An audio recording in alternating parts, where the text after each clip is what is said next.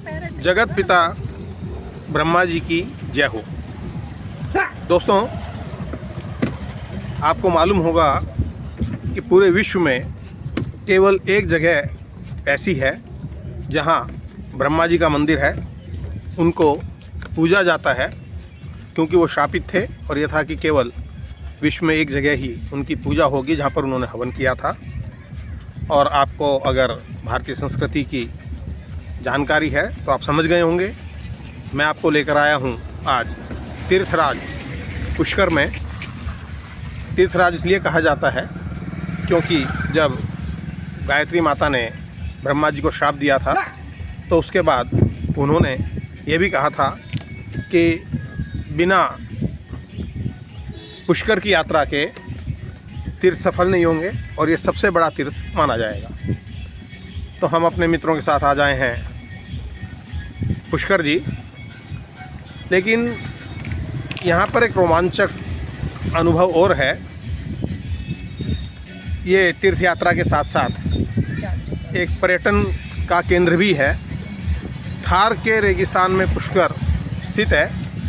थार का रेगिस्तान पुष्कर से ही आरंभ होता है और यहाँ पर रेगिस्तान में सफारी करवाई जाती है। जीप सफारी है, ऊँट सफारी है, रात को कैंपिंग है जिसमें कैंप करवाया जाता है।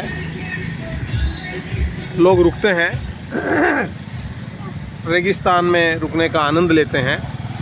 और हमने शुरुआत फ़िलहाल यहीं से की है क्योंकि जब हम आए पुष्कर पहुँचे तो थोड़ा हम लेट हो गए। और ये था कि अगर आपको सफारी करनी है तो शाम को ही होगी। दर्शन बेहतर यह है कि सुबह किए जाएं। तो हमने ये तय किया कि प्रजापिता ब्रह्मा जी के,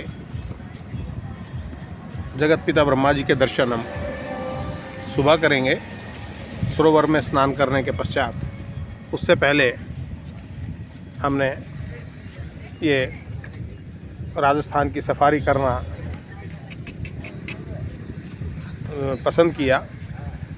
हम बैठ गए यहाँ पर एक, क्या बोलते हैं इसको गोपी, ऊँट गाड़ी, रेगिस्तान का जहाज। रेगिस्तान का जहाज यानी ऊँट। हम बचपन से पुस्तकों में पढ़ते आए हैं कि रेगिस्तान का जहाज कौन होता है तो ऊँट होता है। ऊँट को रेगिस्तान का जहाज कहा जाता है क्योंकि इसमें काफ़ी शक्ति होती है। बिना खाए पिए कई दिनों तक, बिना पानी पिए पथरीले रेगिस्तानी गर्म इलाके में चल सकता है। और ख़ास बात यह है कि यहाँ की रातें ठंडी होती हैं और दिन गर्म होते हैं। तो हम लोग चल रहे हैं डेजर्ट सफारी के लिए।